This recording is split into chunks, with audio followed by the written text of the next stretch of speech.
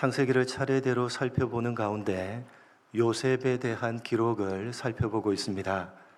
오늘 본문이 기록되어져 있는 창세기 40장 말씀은 요셉이 다른 사람의 꿈을 해석해 주는 사건인데 40장부터 41장까지 길게 이어지고 있습니다.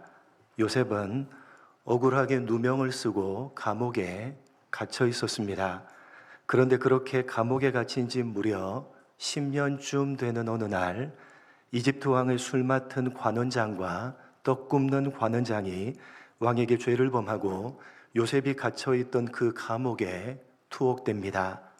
관원장이란 일반적으로 내시나 환관을 의미하지만 왕실의 주요 직책을 맡은 고위 관리를 의미하기도 합니다.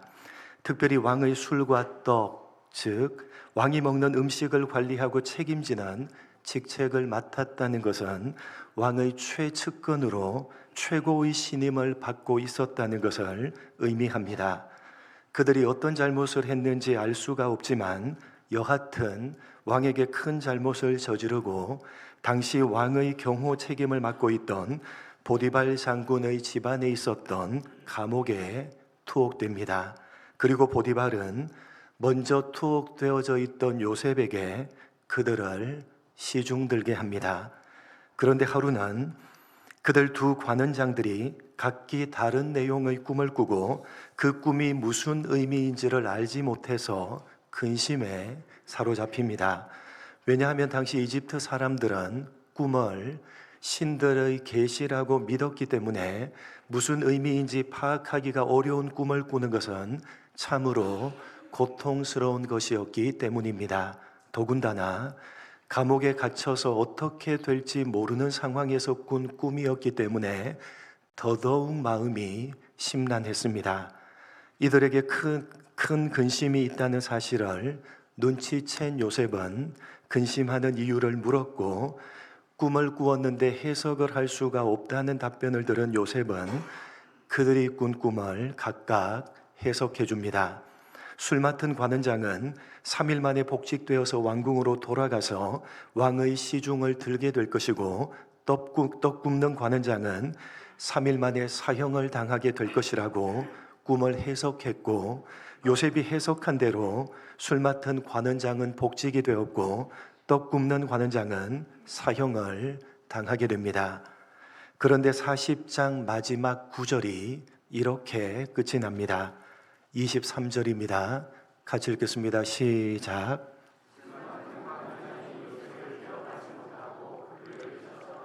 요셉은 술 맡은 관원장의 꿈을 해석해 주면서 자신의 해석대로 복직해서 왕궁으로 돌아가게 되면 자기를 생각하고 은혜를 베풀어서 감옥에서 풀려나게 해달라고 신신당부를 했습니다.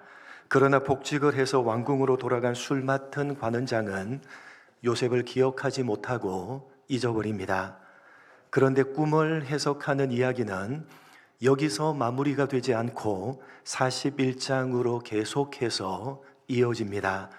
그로부터 2년 후에 이집트 왕 파라오가 꿈을 꿨는데 그 누구도 파라오의 꿈을 해석해 주는 사람이 없었습니다. 바로 그때 술 맡은 관원장은 2년 전에 감옥에서 자신의 꿈을 해석해 주었던 요셉을 기억했고, 이에 파라오는 요셉을 불러서 자신이 꾼 꿈에 대해서 이야기했고 요셉은 그 꿈을 해석해 줍니다. 이집트 땅에 7년 동안 큰 풍년이 있을 것이고 그 이후 7년 동안은 앞에 있었던 풍년이 기억도 나지 않을 만큼 큰 흉년이 있게 될 것이라고 파라오의 꿈을 해석했고 요셉은 그 대비책까지 이야기합니다. 이에 파라오는 요셉을 이집트의 둘째 지리자인 총리의 자리에 임명합니다.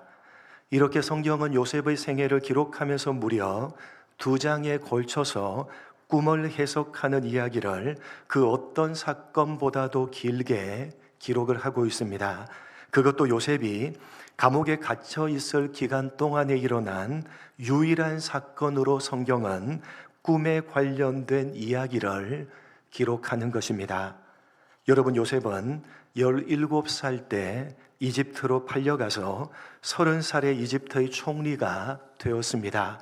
그러니까 보디발 장군의 노예로부터 감옥에 갇혀 있었던 때까지가 대략 13년 정도가 됩니다. 보디발 장군의 노예가 되어서 가정의 총무가 되고 누명을 쓰기까지가 얼마의 기간이 걸렸는지 정확하게 알 수는 없지만 일반적으로 3년 안쪽이고, 요셉은 감옥에 갇혀서 적어도 10년이 넘는 세월을 보냈다고 추정하고 있습니다. 그 10년이 넘는 감옥에 갇힌 기간 동안에 일어난 수많은 일들 가운데 성경은 유일하게 단 하나의 사건, 꿈에 관련된 사건을 그것도 무려 2장에 걸쳐서 길게 기록을 하고 있는 것입니다. 그 까닭이 도대체 무엇이냐? 성경이 유일하게 그리고 이렇게 길게 꿈을 해석하는 이야기를 기록하고 있는 의도가 도대체 무엇이냐? 성경이 도대체 무슨 메시지를 전달하고 싶은 것이냐 하는 것을 우리는 파악해내야만 합니다. 먼저 우리는 이러한 꿈에 관련된 이야기는 성경이 요셉의 생애를 기록함에 있어서 중요한 하나의 줄기로 사용하고 있다는 사실을 알아야만 합니다. 무슨 이야기냐? 여러분, 꿈에 관련된 이야기는 성경이 요셉의 생애에 대해서 기록하기를 시작하고 있는 제일 첫 부분인 37장에서부터 등장을 합니다. 창세기 37장 1절부터 5절입니다. 이때부터 꿈 이야기가 등장합니다. 한 절씩 교독합니다. 야곱이 가나안 땅 곧 그의 아버지가 거류하던 땅에 거주하였으니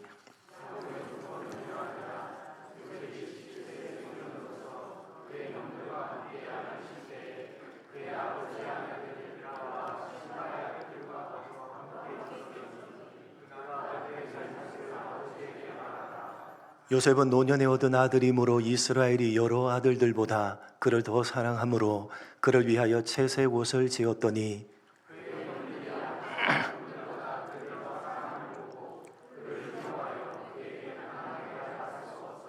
같이 읽겠습니다. 요셉이 꿈을 꾸고 자기 형들에게 말하매 그들이 그를 더욱 미워하였더라.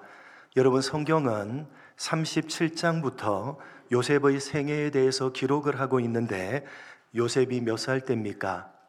17살 때입니다. 16살 때까지는 기록을 하지 않고 17살 때부터 기록하기를 시작합니다. 왜 하필이면 17살 때부터 기록을 한 것이냐? 그 17살 때 요셉이 꿈을 꾸었기 때문입니다.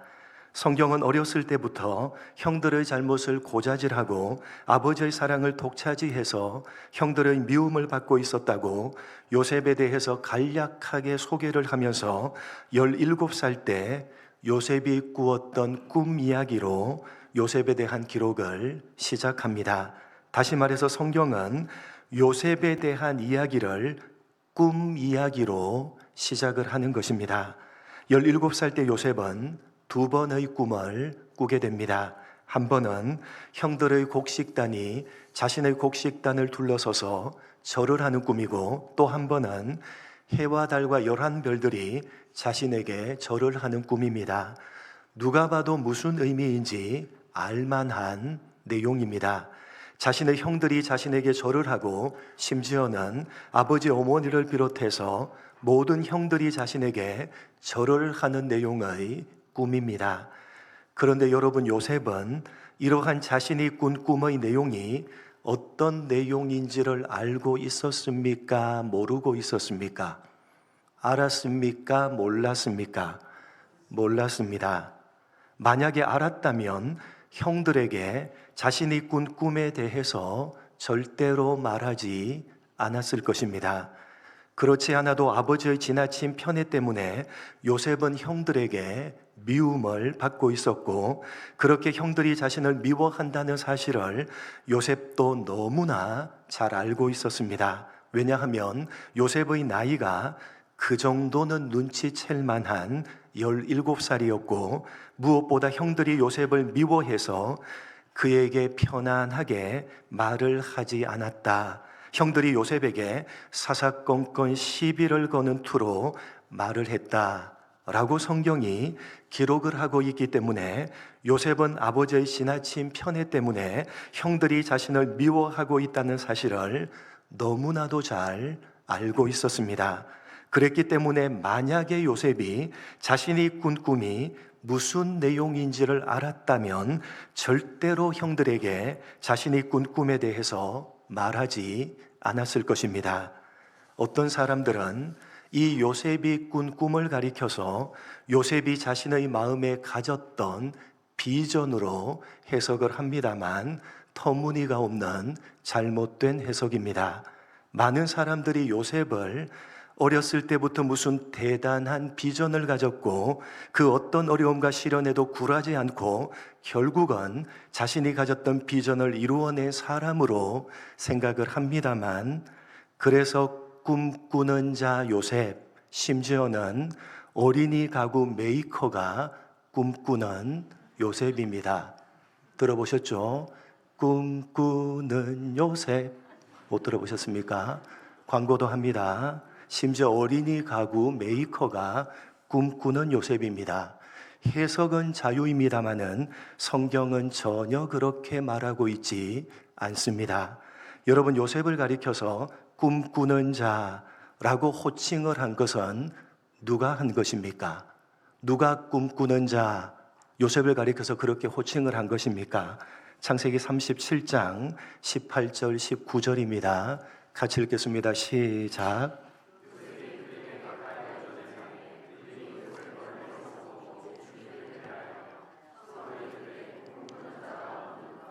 요셉을 멀리서 보고 죽이기를 꾀하여 서로 이르되 꿈꾸는 자가 오는도다.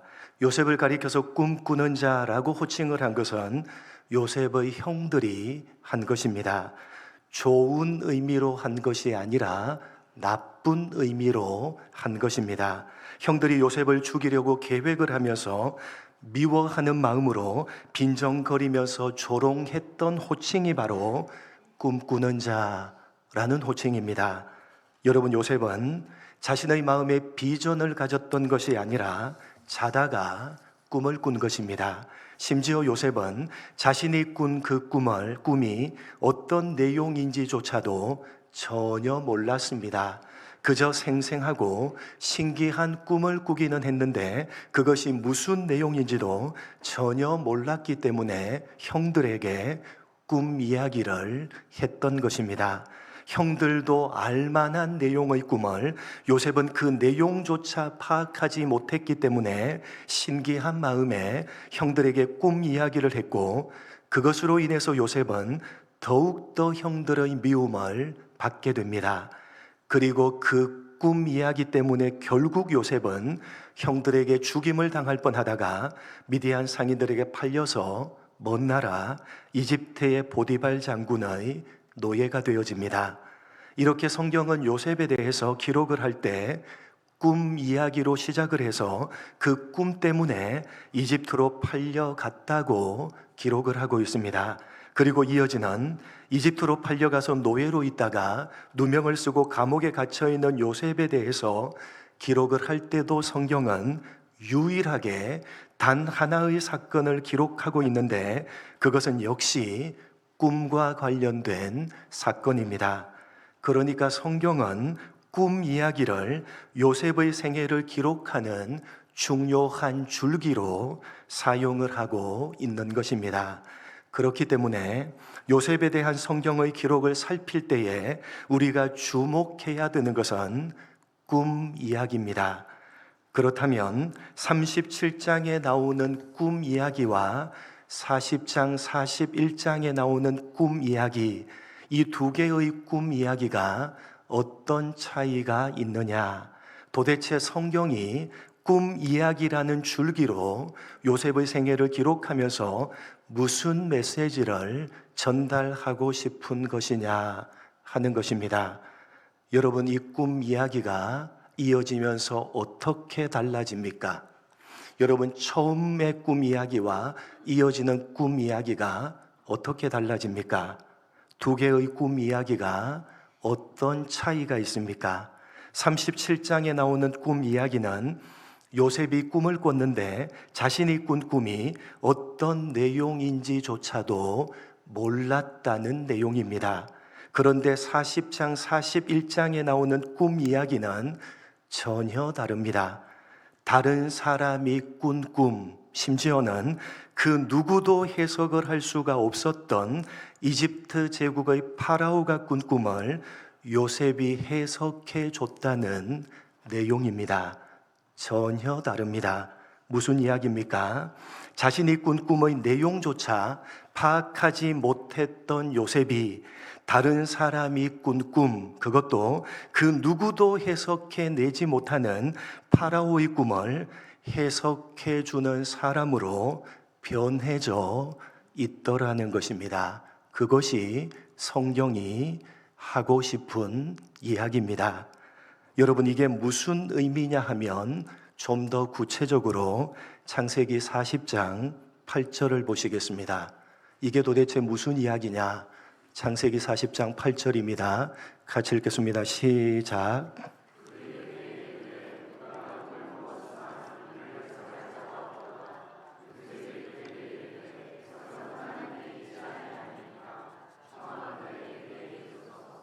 요셉이 두 관원장의 꿈을 해석해 주면서 이렇게 말을 합니다. 해석은 누구에게 있습니다? 해석은 하나님께 있습니다. 이어지는 파라오의 꿈을 해석해 줄 때도 요셉은 더욱 분명하게 반복해서 말을 합니다. 창세기 41장 15절 16절입니다. 같이 읽겠습니다. 바로가 요셉에게 이르되 내가 한 꿈을 꾸었으나 그것을 해석하는 자가 없더니 들은즉 너는 꿈을 들으면 능히 푼다 하더라. 요셉이 바로에게 대답하여 이르되 내가 아니라 하나님께서 바로에게 편안하게 대답을 하시리이다. 25절에도 요셉이 바로에게 이르되 바로의 꿈은 하나라. 하나님이 그가 하실 일을 바로에게 보이심이니이다. 28절에도 내가 바로에게 이르기를 하나님이 그가 하실 일을 바로에게 보이신다 함이 이것이라. 32절에도 바로께서 꿈을 두 번 겹쳐 꾸신 것은 하나님이 이 일을 정하셨습니다. 하나님이 속히 행하시리니. 여러분, 요셉은 꿈을 해석하면서 계속해서 반복하고 있습니다. 하나님이 하십니다. 하나님이 정하시고 하나님이 행하십니다.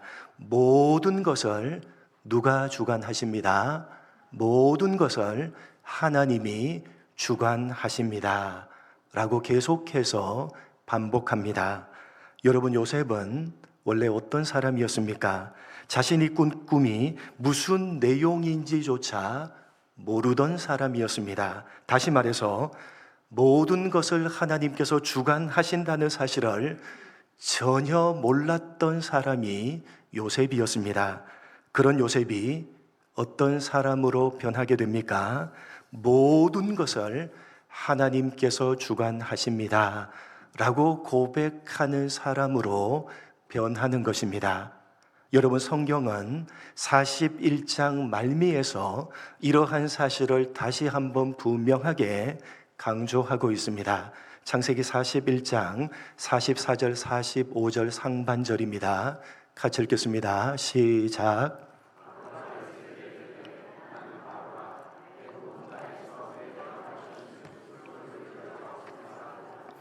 그가 요셉의 이름을 사브낫 바네아라 하고, 그가 요셉의 이름을 사브낫 바네아라 하고, 대제국 이집트의 파라오가 요셉의 허락이 없이는 아무것도 할 수 없을 것이라고 하면서 요셉에게 이름을 붙여주는데 그 이름이 무엇입니까? 사브낫 바네아입니다. 사브낫 바네아.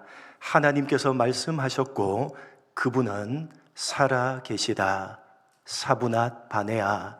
하나님께서 말씀하셨고 그분은 살아 계시다. 말씀하시고 살아 계시다는 것은 말씀하신 그대로 행하신다는 것입니다. 하나님께서 모든 것을 주관하신다라는 뜻입니다.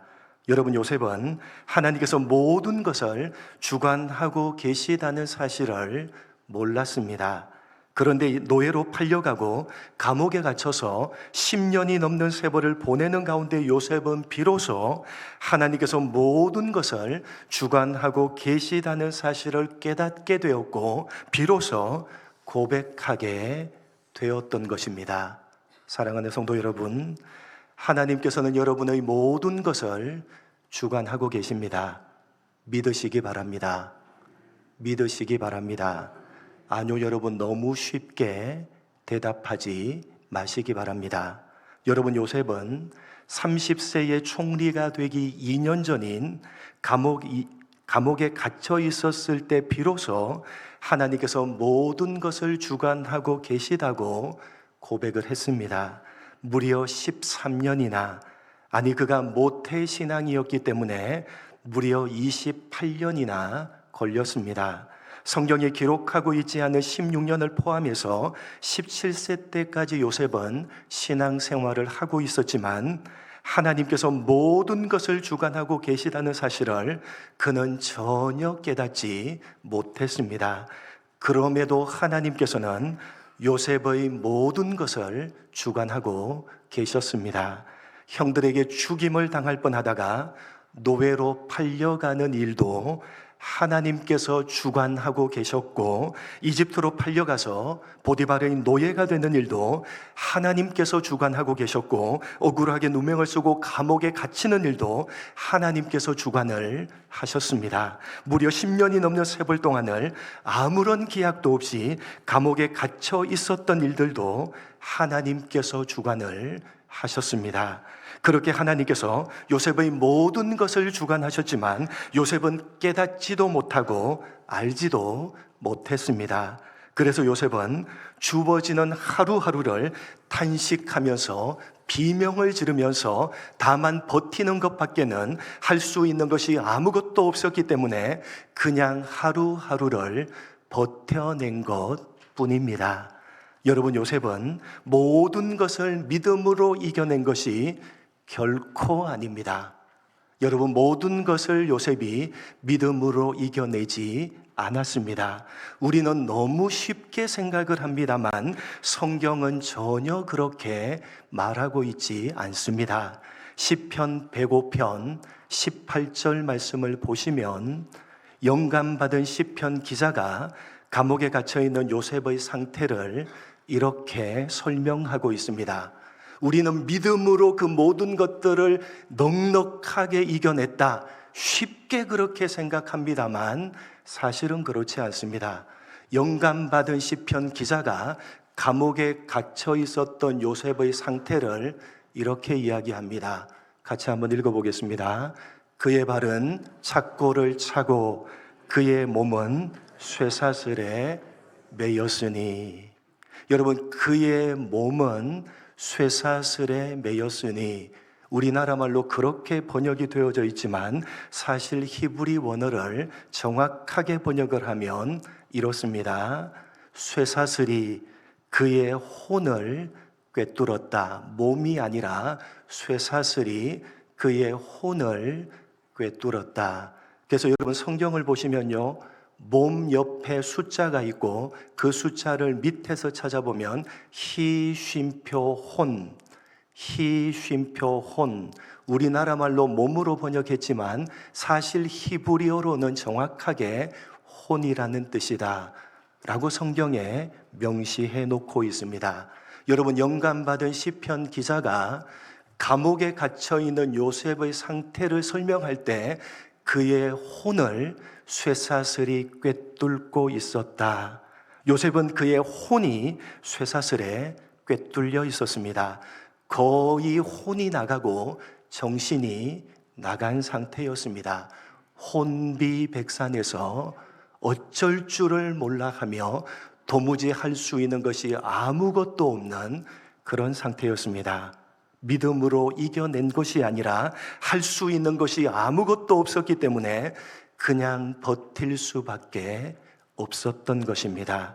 그런 인생의 과정을 거쳐서 무려 28년 만에 요셉은 드디어 하나님께서 모든 것을 주관하고 계시다는 사실을 깨달았고 믿음으로 고백을 했던 것입니다. 여러분, 하나님께서 여러분의 모든 것을 주관하십니다.